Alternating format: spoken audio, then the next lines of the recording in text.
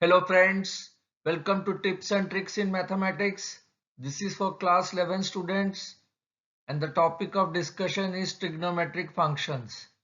In this video, we'll be focusing on the NCERT solutions for exercise number 2.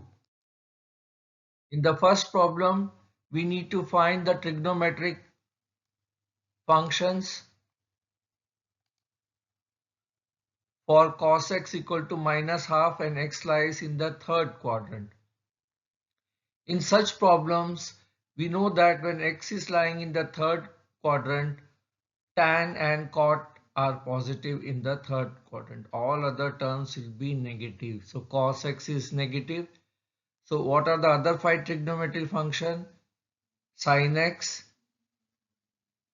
cosecant x, secant x, tan x and cot x. These need to be evaluated.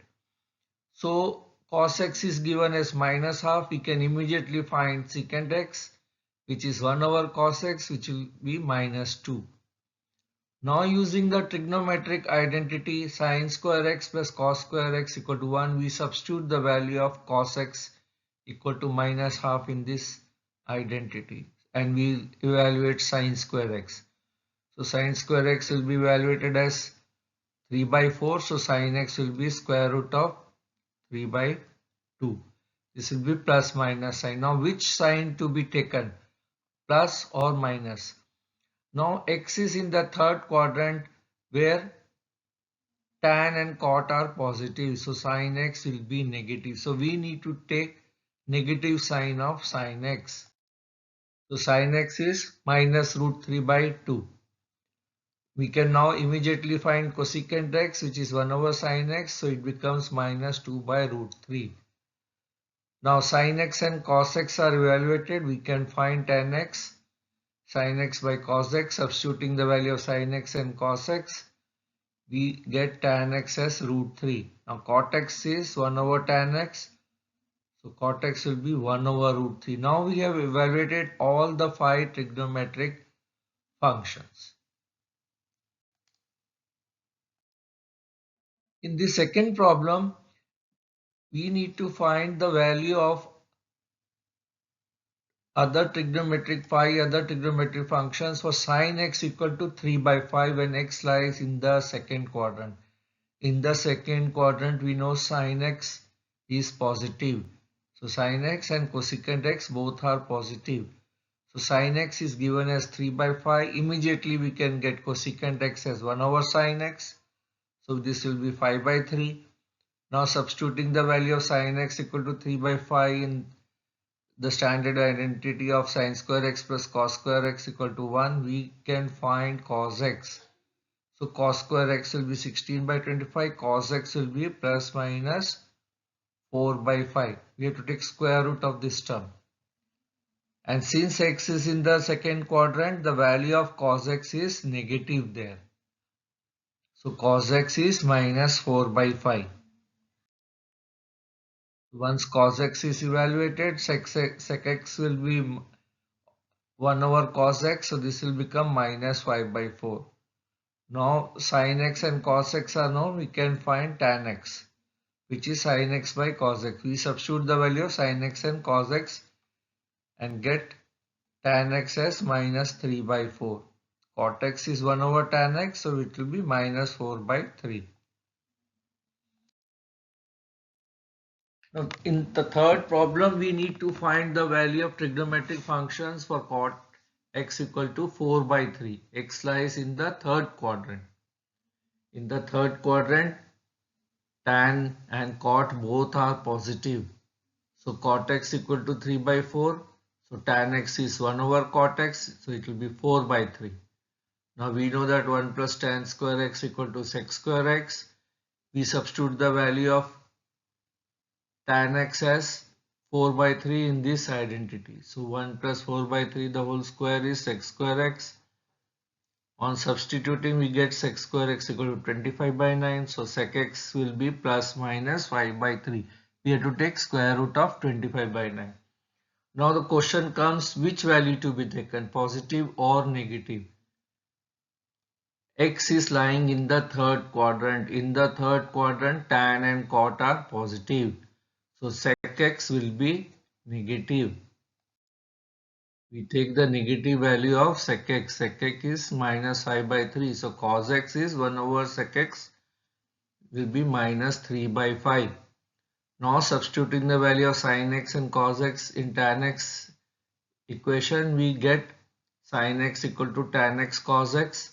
Substituting the value of tan x as 4 by 3, cos x is minus 3 by 5. We already evaluated this. So we get sin x as minus 4 by 5. Cosecant x is 1 over sin x. So this will be minus 5 by 4. So we have evaluated all the other 5 trigonometric functions. In the fourth problem, we need to find the values of trigonometric functions for sec x equal to 13 by 5. X lies in the fourth quadrant. In the fourth quadrant, cos x is positive. Cos x and secant x are positive. So secant x is 13 by 5. Cos x is 1 over secant x, which is 5 by 13. Now using the identity sin square x plus cos square equal to 1, we substitute the value of cos x equal to 5 by 13. We get sin square x as 1 minus 25 by 169. On substituting or evaluating this, we get sin x equal to plus minus 12 by 13. Now the question comes, which one to be taken, plus or minus?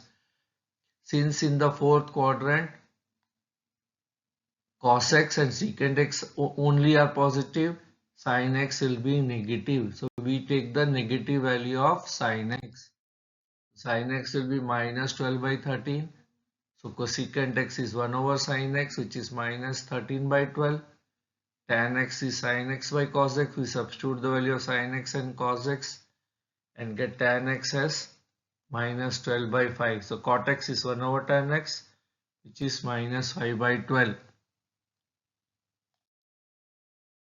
In the fifth problem, we need to find 5 trigonometric functions for given tan x equal to minus 5 by 12, where x lies in the second quadrant. In the second quadrant, only sine and cosecant terms are positive. All other trigonometric functions will be negative. So tan x is negative. Cot x is 1 over tan x. That will also be negative, which is minus 12 by 5. Now substituting in the identity 1 plus tan square x equal to 6 square x, we find sec square x as plus minus 13 by 12. We can just substitute the value. Tan x can be substituted here. Tan square x will be 25 by 144. So 1 plus 25 by 144 equal to sec square x. Sec square x will be 144 plus 25, 169 by 144. On taking the square root, sec x will be plus minus 13 by 12. Now question comes, which one to take, negative or positive of sec x, and where x is in the second quadrant. In the second quadrant, sec x and cos x will be negative. So sec x is minus 13 by 12. So cos x is 1 over sec x, so minus 12 by 13. Tan x is sin x by cos x. Sin x become tan x into cos x. We substitute the value of tan x and cos x and get sin x as 5 by 13. Cosecant x will be 13 by 5. In the sixth problem, we need to find the value of trigonometric function sin 765.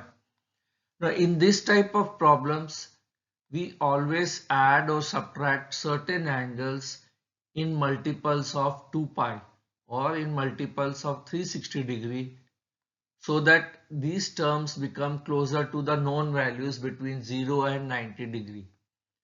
So 765 can be written as 2 into 360 plus 45. Why we are putting 360 always? Because we know that sin x repeat after an interval of 360 or 2 pi. So 2 pi, this is 360 into 2 pi plus 45 will be sin 45 only.